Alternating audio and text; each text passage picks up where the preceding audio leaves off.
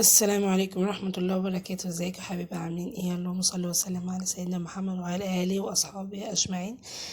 ازيكم يا حبيبي، عاملين ايه؟ ان شاء الله تكونوا في احسن حال. النهارده معاكم مطبخ ام اياد، وهنعمل كده كشري وحلبسه بقى، على يعني ايه تعجب الكشري المصري بتاعنا، والحلبسه بقى بتاعت الكورنيش. ان شاء الله تعجبكم يا رب. اول حاجه انزلوا بقى، اعملوا له اشتراك واعملوا له لايك وفعلوا الجرس عشان يوصلوك كل حاجه ان شاء الله. اول حاجه طبعا احنا هنحمر البصل، يعني هنحمره. طبعا انتوا عارفين البصل التقليه احنا بنقطعه كبير مش صغير، بس انا بجرب كده اشوف الزيت سخن ولا لا. وان شاء الله ان شاء الله تنول اعجابكم يا رب. او سخن معايا هنزل عليها بقى بالكميه كلها. طبعا انا كنت بقطعها على القطاعه. ان شاء الله تنول اعجابكم يا رب. يعني ايه، انا عامله بطريقه جميله جدا، وان شاء الله ان شاء الله تعجبكم. جربوه وتقولوا لي ايه رايكم فيه. طبعا اول حاجه كده انا هحط البصل من غير بقى ما احط ملح ولا دقيق ولا اي حاجه خالص. جربوها بالطريقه دي وشوفوا في اخر الفيديو هيبقى عامل ازاي. بعد كده الحمص اللي هعمل بيه الحلبسه. طبعا انا هشيل الريم، طبعا اللي عليه لازم الريم يتشال خالص، عشان طبعا بيدي منظر مش حلو خالص، فلازم الريم يتشال خالص. بصوا عامل ازاي جميل ما شاء الله عليه. دي الحبايه الكبيره مش بلدي تقريبا، ان انا لما بعت جبته جابولي الحبايه الكبيره دي، بس قلت مش مشكله، هيبقى حلو برضه. اول حاجه هحط البصلايه وفصين الثوم، دي حاجه اساسيه. طبعا البصلايه بتدي طعم، وفصين الثوم طبعا بتدي طعم وريحه. واحط كميه يعني نص كوبايه صلصه او كوبايه صلصه كده، ضربها في الخلاط. طبعا بس كده بس انا ايه هزود عليها بقى ايه حبه حاجات كده.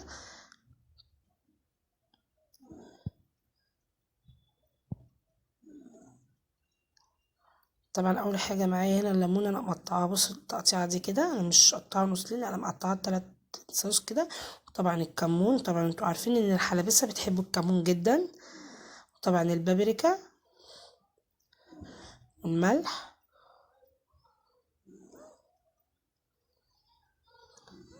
طبعا الملح انا بحط بالكميه. وواحده مرقه دجاج بقى اللي تقلب الطعم وتقلب الريحه. مش قادره اقول لكم، مرقه الدجاج بتخليها جميله. انا هحط نص واحده بس، مش هحط واحده كامله، لا انا هحط نص بس. مش هحط حاجه تانية بقى كده، هي خلاص فيها كل حاجه. ما شاء الله تبقى جميله في الاخر. وبسيبها بقى على النار، القطه دي تتسبك مع البصل والثوم والليمون والبابريكا والملح والكمون طبعا. دي الطاسه واحط فيها زيت، هعمل فيها تقليه سوري دقه الليمون اللي هي الدقه. طبعا انا هحط حته توم صغيره كده، بس في الاخر انا هصفي منها التوم. بس هي هتبقى جميله جدا والله. يعني بص كده انا سخنت، حطيت معلقه زيت واحده او حته يعني نص توميه صغيره كده مفرومه، واحط كزبره واقعد بقى اقلب. طبعا ما شاء الله. وحطيت الخل على طول، انا مش عايزاها متحمره، لا انا عايزاها بس تشوح. وادي الليمونه، حطيت يعني عصرتين ليمونه كده، واحط حبه الميه واحط ملح والكمون. بس كده يبقى اول حاجه عملنا التومه مع الزيت مع الكزبره والخل والليمونتين معصورين وكمون وربع كوبايه خل، او يا دوب 4 معالق خل، ونص كوبايه ميه او كوبايه الا ربع ميه بس. ما شاء الله عايزه اقول لكم بتبقى جميله جدا. بس انا طبعا انا هصفيها عشان تبقى حلوه كده معانا، وما تبقاش التوم فيها جامد كده في الكشري. انا هصفيها بعد ما تغلي غلوتين كده على النار، هصفيها. وبصوا بقى هنروح دلوقتي نعمل البصله. بصوا البصله بقى لونها عامل ازاي، عايزه اقول لكم والله مقرمشه. انا ولا حطيت اي حاجه ولا ملح ولا دقيق ولا اي حاجه، انا حطيتها كده وطلعت معايا ما شاء الله. وحطيت مناديل طبعا عشان تنزل الزيت فيها. عايزه اقول لكم والله مقرمشه جدا. دلوقتي انا الزيت بتاع البصل ده انا تقريبا يعني خدت منه نص كوبايه، شلتها على جنب عشان مبقاش كتير كده في الرز. وهحمر بقى الشعريه بقى، انتوا عارفين بقى الشعريه وجمالها لازم تتحمر كويس.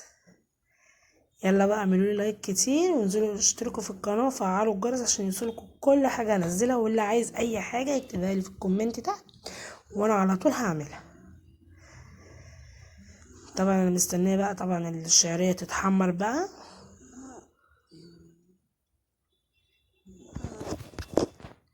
ما شاء الله بقى على الجمال والحلاوه بقى، طبعا مع الحلبسه، طبق الكشري والحلبسه والدقه والشطه. طبعا انا هعمل الشطه بس هعمل الرز الاول. معلش انا ملخبطه الفيديو كده، بس هو كان المفروض روتين، يعني روتين اكل الكشري. طبعا انا بفضل اعمل كده في الشعريه.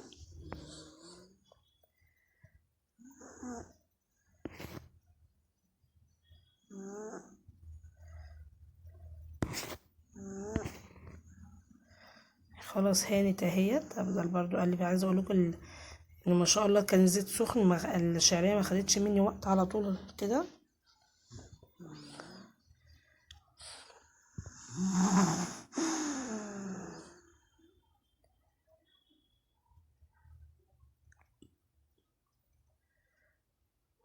طبعا فيها بواقي بصل بس عادي على فكره، يعني حلوه مش وحشه.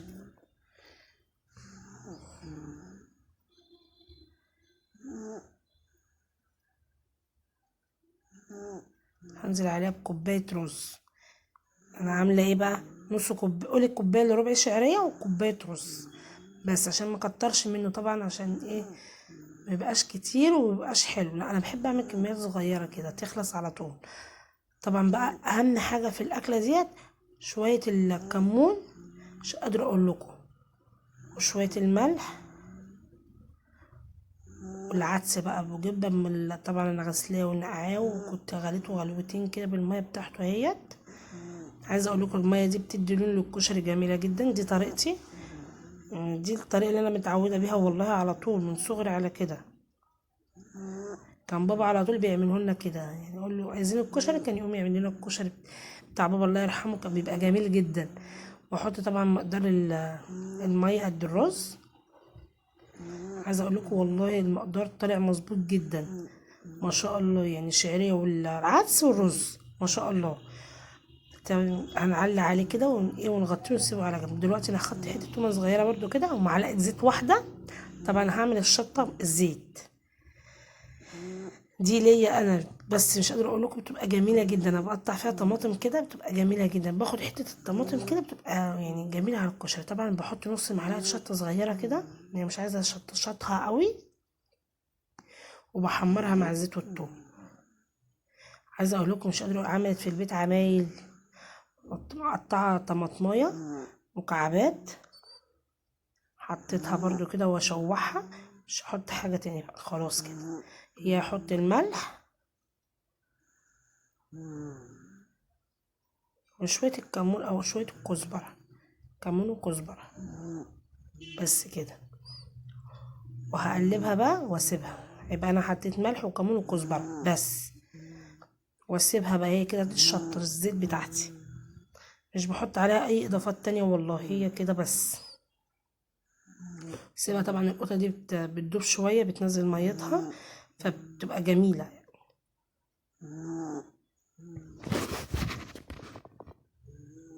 بس كده خلاص، يعني مستاهل ان كده كفايه عليها، هطفي عليها خلاص. حطيت عليها معلقه صلصه كده كانت عندي، حطيت عليها عشان تبقى تقيله وحلوه. معلش انا نسيت فعلا، انا حطيت معلقه صلصه.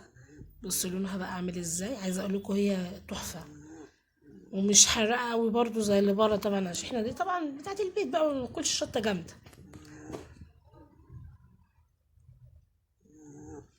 اديها غلوتين كده بس على النار.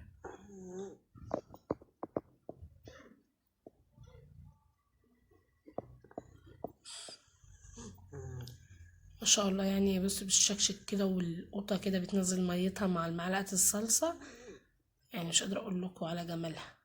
خلاص كده بقى هشيلها وهسلق المكرونه. هي اخر حاجه معايا المكرونه. هسلق المكرونه بقى، سوري ده الرز، انا بوريكم الرز ما شاء الله. كده انا هوطي عليه بقى واسيبه. بصوا ما شاء الله على جماله. انا عايزه اوريكم بس معلقه منه اللي هو مفلفل قبل ما يستوي. بصوا ما شاء الله جميل جدا. هغطي عليه بقى واسيبه على جنب، واعمل بقى الصلصه. خلي المكرونه في الاخر خالص عشان تبقى حلوه كده وجميله. هعمل بقى طبعا الصلصه، هنزل برضو بمعلقه توم حلوه كده،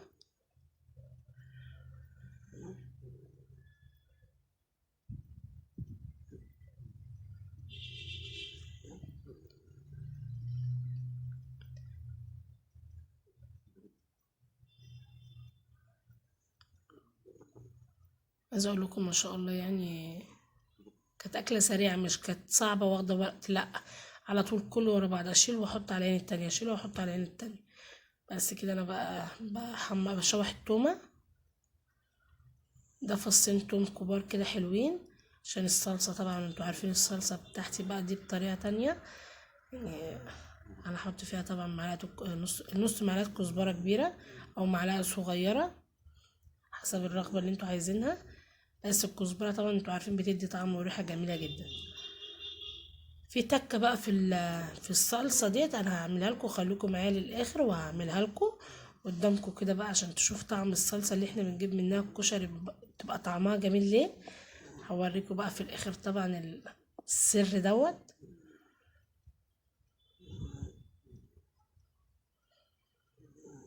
سيبها بقى تتشوح طبعا تحمر شويه كده عشان دي طبعا بتاعت الصلصه، هي كفايه عليها كده بقت حلوه. هنزل عليها طبعا بالصلصه، انا عندي كميه الصلصه اللي في الفريزر خلصت، بس يلا بقى هنزل عليها بكميه الصلصه ديت. طبعا الصلصه ديت واحط بقى ايه الصلصه اللي في الكيس.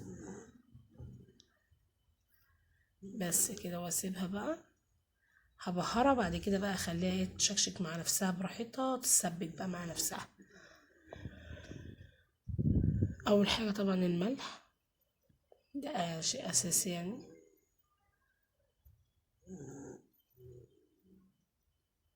كزبره، ده كمون، معلش انا اسفه، كمون. احنا حطينا الكزبره وخلصنا. رشه السكر طبعا نص معلقه صغيره كده سكر، تمنع الحموضه من الصلصه، بتبقى خليها كده متحمضش على صدرنا، بتبقى جميله جدا. والسر الصغير بقى اللي انا هحطه اللي هي سنة قرفة، يعني رشة قرفة كده على الصلصة. عايزة اقول لكم والله والله بتبقى جميلة، ومعلقة البابريكا. سر الصلصة دي القرفة، يعني مش قادرة اقول لكم جميلة جدا يعني تحفة. طبعا والفلفل الاسمر طبعا هنزل بالفلفل الاسمر.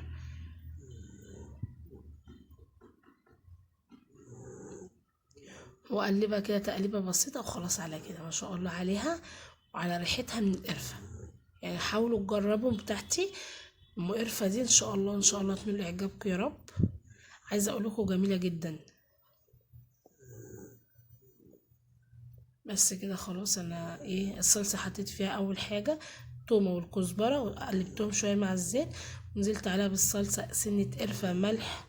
دي الحلبسه بقى طبعا، بص لونها وجمالها. الصلصه قرفه وملح وبهارات، عايزين تحطوا بهارات الكشري او الطواجن بتبقى جميله جدا برضو. طبعا دي الحلبسه خلاص كده، بصوا هي بتقول لي خلاص كده في عليا بقى كفايه. ما شاء الله طعمها كان تحفة والله العظيم، أحلى من اللي احنا بنجيبها بره وأنضف طبعا. بصوا جميلة وعارفينها في البيت ومقاديرها فيها حاجات مغذية، البصل بقى والثوم والصلصة ما فيهاش بقى مواد ألوان ولا الكلام دي، لا، ما شاء الله عليها يعني تحفة. خلاص كده انا هقف عليها واروح احط المية على الحلة وعشان اسلق المكرونة بقى كده اكون كده خلصت الايه الكشري معايا. طبعا هنا الصلصة وهنا لسه ما طفتش على الرز، واحط ملح بس كده في المية ومعلقتين زيت في المية بتاعت المكرونة. سيبها بقى طبعا تغلي شوية مع بعضها كده.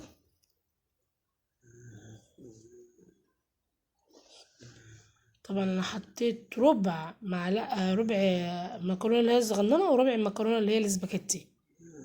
بس كده يعني انا مش هكتر منها خالص، هقلبها تقلبتين برضو واسيبها.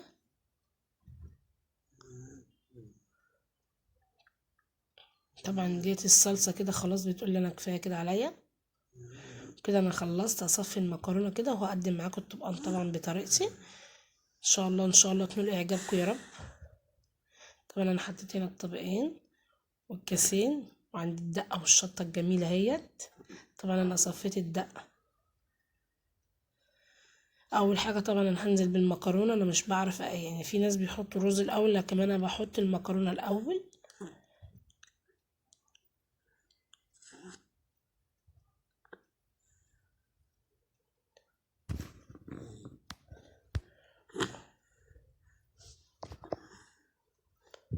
المكرونه الاول، بعد كده هحط الرز بقى.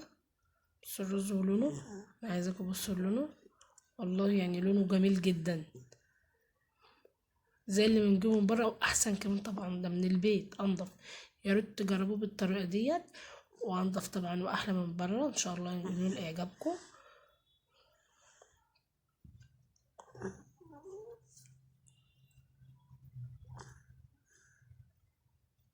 ما شاء الله يعني انا عيالي حبوه جدا. انا بعمله على طول بالطريقه ديت، وحطيت طبعا الدقه بس بصفيها بتبقى جميله جدا.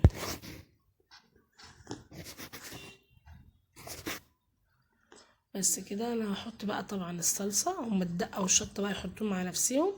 احط بقى الصلصه واحط حمص. طبعا يا سلام، الكشري من غير حمص ده مبيبقاش كشري، طبعا لازم الحمص بيبقى بجماله وحلاوته كده. احط بقى الحمص، طبعا انا هاخد الحمص هسرق الحمص من الحلبسه. سو طبعا، والبصل بقى وجمال البصل، حلاوه البصل بتاعي بقى اللي انا عاملاه من غير ولا ملح ولا دقيق ولا الكلام ده خالص والله. بصوا، عايزاكم تسمعوا والله لو كده كنت هخليكم تسمعوا القرمشه بتاعته، ما شاء الله جميل.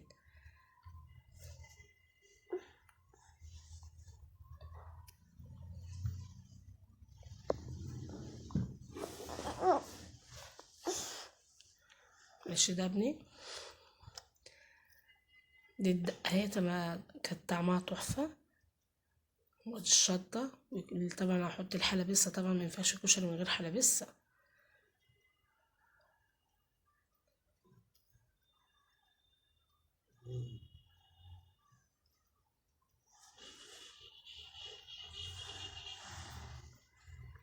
بس انا احط الحمص كده الاول طبعا، بعد كده هنزل بقى طبعا بمية الحمص.